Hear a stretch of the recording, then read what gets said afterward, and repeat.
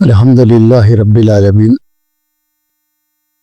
والعاقبۃ للمتقین والصلاة والسلام علی سید المرسلین وعلی آلہ وصحبہ اجمعین اما بعد۔ رب اشرح لی صدری ویسر لی امری واحلل عقدۃ من لسانی یفقہوا قولی رب زدنی علما رب زدنی علما إن عرضنا الأمانة على السماوات والأرض والجبال فأبين أن يحملنها وأشفقن منها وحمل الإنسان إنه كان ظلوما جهولا۔ اللہ تعالیٰ کی حمد و ثنا اور رسول معظم صلی اللہ علیہ وآلہ وسلم پر درود و سلام کے بعد قرآن مجید میں اللہ رب العزت کہتا ہے کہ ہم نے امانت کو آسمانوں پر پیش کیا، زمین پر، پہاڑوں پر، فابینا تو انہوں نے اس کو لینے سے انکار کر دیا اور ڈر گئے، فاشفقنا منہا اور ڈر گئے، وحمل الانسان لیکن انسان نے اس کو اٹھا لیا۔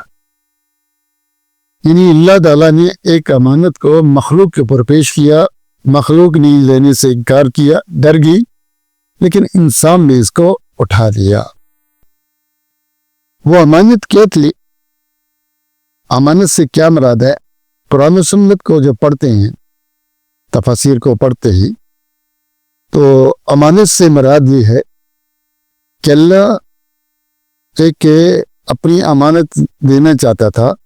وہ امانت یہ تھی کہ کیسی مخلوق کو وہ اختیار اور ارادہ دے جو اپنی مرضی سے اللہ کی عبادت کرے، اپنی مرضی اپنے اختیار سے اللہ کی عبادت کرے۔ مثلا اس سے پہلے اللہ نے فرشتے پیدا کیے ہوئے تھے جو اللہ کی عبادت کرتے تھے، وہ برائی کر ہی نہیں سکتے، اور اسی طرح اللہ تعالیٰ نے وہ بھی مخلوق پیدا کی جو اس کی نافرمانی نہیں کر سکتی۔ اللہ نے جب جنت کو پیدا کیا تو جنت بہت خوبصورت تھی، اللہ نے کہا اس جنت میں اس کو ڈالوں گا کہ جس کو جو میری اپنی مرضی سے عبادت کرے، میں اس کو ارادہ دوں، اختیار دوں، اور وہ اپنی ارادے اور اختیار سے اپنی مرضی سے میری عبادت کرے زبردستی۔ یعنی فرشتے ہی وہ برائی کر ہی نہیں سکتے، یا ایسی مخلوق بنا دیتا تو اچھائی میں کر سکیں، تو یہ تو کوئی بات نہ ہوتی۔ لیکن اللہ نے کہا میں کہ ایسی مخلوق چاہتا ہوں جو میری عبادت کرے اپنی خوشی سے، اپنی مرضی سے، اپنی ارادے اور اختیار سے، اور اس کے بدلے نہیں میں اس کو جنت ہوں۔ اور چونکہ یہ میں اس کو بہت بڑی چیز دے رہا ہوں، ارادہ، اختیار، سوچ، اپنی مرضی، تو اگر وہ پھر بھی نافرمانی کرے تو میں اس کو جہنم میں ڈالوں گا۔ تو اس لیے اللہ نے یہ امانت مخلوق پر پیش کی کہ تم میں سے کون اپنی مرضی سے عبادت کرے اور میں اس کو جنت دوں۔ تو مخلوق ڈر گئے کہ ہم سے غلطی ہو جائے، جہنم میں چلے جائیں، یہ مشکل ہے بہت کا۔ لیکن انسان نے کہا کہ اللہ یہ اختیار مجھے دے، نہیں کروں گا، میں اپنی مرضی سے تیری عبادت کروں گا، میں اپنے شوق سے، اپنے اختیار سے تیری عبادت کروں گا۔ اللہ نے دے دیا اختیار اس کو، حمل الانسان، انسان نے اٹھا دیا۔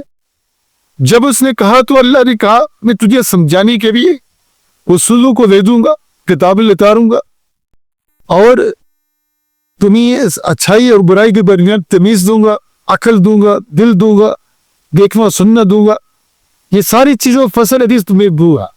غلطی سے کوئی ہو گیا پھر بھی معاف کر دوں گا، جہالت میں کوئی کام ہو گیا پھر بھی معاف کر دوں گا، جب مجبور ہو پھر بھی معاف کر دوں گا۔ اور مگر جہاں علم رکھتے ہوئے جان بوجھ کے کرو گے اور پھر توبہ نہیں کرو گے، ڈٹے رہو گے، تو پھر کیا ہے، بلا من کسب سیئۃ وحاطت بخطیئتہ فاولئک اصحاب النار هم فیہا خالدون۔ جس نے جان بوجھ کر کیا کیا، برائی کمائی اور بڑی محنت سے کمائی اور بہت زیادہ ہوگی، اور پھر توبہ بھی نہیں کر رہا، ڈٹ رہا ہے، تو اس کو جہنم میں ڈالا جائے گا۔ انسان نے کہا میں یہ کام کروں گا، اللہ نے اس کو اختیارات دے دیا۔ لیکن جب اللہ نے اس کو اختیارات دے دیے تو اب اللہ کو پتا تھا کہ ان کون سا انسان یہاں پاس ہوگا، کون سا فیل ہوگا، کون سا انسان اپنی مرضی سے میری عبادت کرے گا اور کون سا نہیں کرے گا۔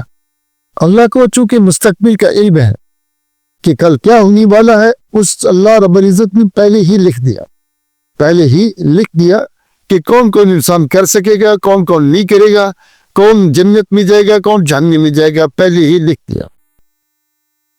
جیسے کوئی آدمی کہے کہ اگر یہ 1 کلو دودھ میں آگ پر رکھوں گا تو 10 منٹ کے بعد یہ ابلنا شروع ہو جائے گا، اور اس کو رکھا وہ ابلنا شروع ہو گیا۔ اب یہ دودھ جو ابل رہا ہے یہ میرے لکھنے کی وجہ سے نہیں ابل رہا، میں نے پہلے اس لیے لکھ دیا تھا کہ مجھے پتا تھا، میرے پاس علم تھا کہ یہ ابلے گا، تو اس لیے میں نے پہلے لکھ دیا۔ پر وہ تو ابل اس کی نہیں رہا ہے کہ میرے لکھنے کی وجہ سے، وہ آگ کی وجہ سے ابل رہا ہے۔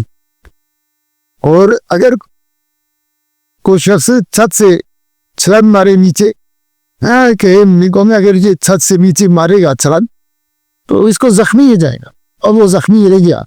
اب وہ زخمی میرے لکھنے کی وجہ سے نہیں ہوا، بلکہ مجھے علم تھا پہلے سے کہ یہ چھلانگ مارے گا تو لازمی پتہ زخمی ہوگا۔ وہ زخمی اپنی چھلانگ اپنی نادانی کی وجہ سے ہوا ہے۔ جیسے کچھ طلبہ آتے تو ہمیں پہلے پتہ چل جاتا ہے یہ پڑھے گا یہ بھاگ جائیں گے، میں لکھتا ہوں یہ طالب علم پڑھے گا یہ بھاگ جائے گا، جو لکھا اس نے پڑھا دوسرا بھاگ گیا، میرے لکھنے کی وجہ سے میں بھاگا، لیکن چونکہ مجھے علم تھا اس لیے میں نے پہلے لکھ دیا۔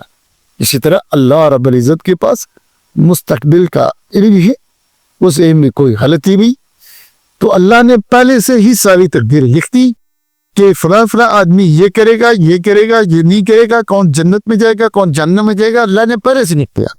ہم لکھے ہوئے کی وجہ سے مجبور نہیں، ہوگا وہی جو اللہ نے لکھ دیا، ہوگا وہی جو اللہ نے لکھ دیا ہے تقدیر میں، لیکن لکھے ہوئے کی وجہ سے مجبور نہیں، لکھے ہوئے کی وجہ سے مجبور نہیں ہے۔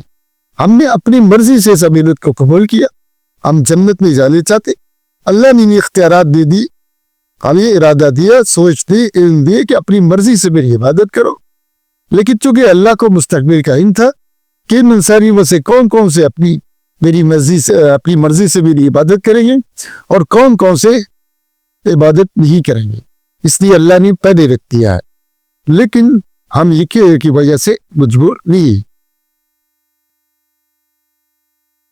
کوئی صحابہ نے لا کر اللہ کے رسول صلی اللہ علیہ وسلم سے کہا کہ اے اللہ کے رسول، کیا ہم تقدیر پہ اپنے لکھے ہوئے پہ توکل نہ کرنے؟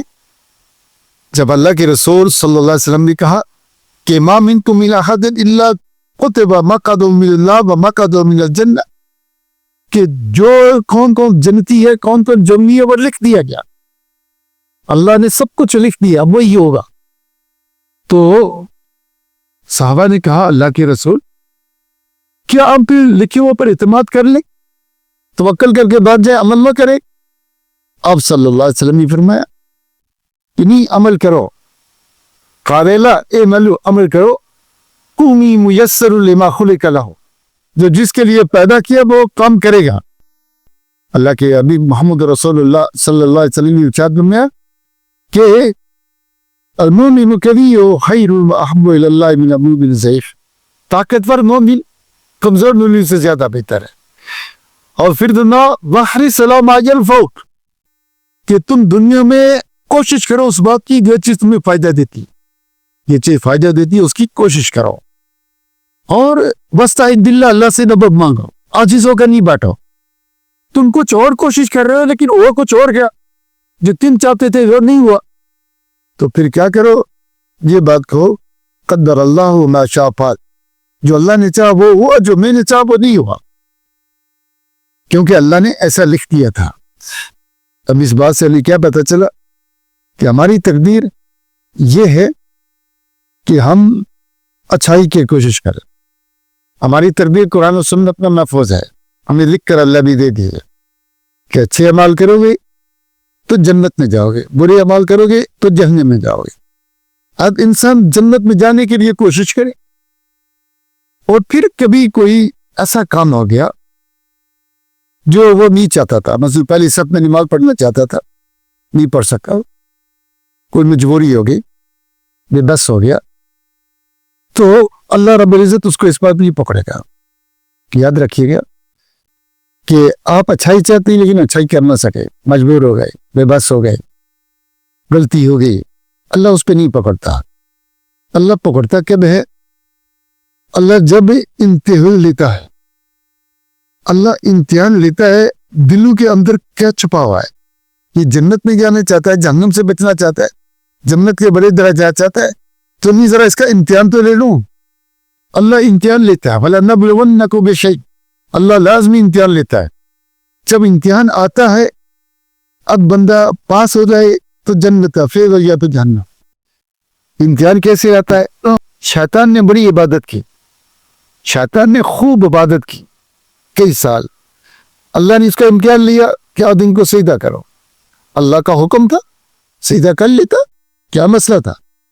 لیکن اب جو امبر چیز تکبر و غرور تھا وہ سامنے آ گیا, فیل ہو گیا, ناکام ہو گیا. سجدہ نہیں کیا, تکبر کیا, غرور کیا. آدم سے بھی غلطی آدم سے ہو گیا. آدم نے توبہ کر لی, شیطان اکر گیا. اب دیکھیں یہودیوں کو اللہ بھی بڑی عزت دی, جیسے شیطان کو عزت دی, یہودیوں کو بھی بڑی عزت دی. لیکن جب اللہ کے رسول ہے کھا ایمان لے کر آؤ, لیکن تکبر آ گیا, غرور آ گیا, نہیں ایمان لے کر آئے, تباہ و برباد ہو گئے. اسی طرح اللہ تعالیٰ عظمت ہے, کچھ چیزیں دیتا ہے, عزت دیتا ہے, کچھ درجہ دیتا ہے, پھر کہتا ہے یہ میرا اسلام ہے, اس پر عمل کرو. اور وہ بس وقت ان کی وہ سوچتے ہیں ہم کیسے گٹیا ہو جائیں, نیچے ہو جائیں, یہ تو ہماری توہین ہے, یہ تو ہماری توہین ہے. پھر وہ اللہ کے حکم کو قبول نہیں کرتے تو سارے کا سارا فیل ہو جاتے ہیں. تو اسی طرح اللہ آزماتا ہے, کبھی طاقت دے کر, کبھی حسن دے کر, کبھی پریشان کر کے. جو وہ رہتا ہے وہ خوشیوں کے وقت اللہ کا شکر ادا کرتا ہے. وہ اوپر جاتے ہوئے, عروج کی طرف جاتے ہوئے, اس کو اس بات کی کوئی غرض نہیں ہوتی کہ مجھے کتنا عروج مل رہا ہے, چونکہ عروج دینے والا, عزت دینے والا یہ اللہ ہے.